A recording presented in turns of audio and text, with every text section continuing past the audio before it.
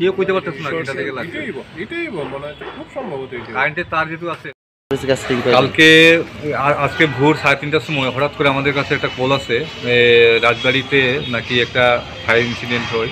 তো আমরা অ্যাকর্ডিংলি এলাম, তারপরে এসে দেখি আমরা স্পট খুঁজে পাওয়া যাচ্ছে না, কিন্তু ছাদের উপরে খালি আগুন দেখা যাচ্ছে।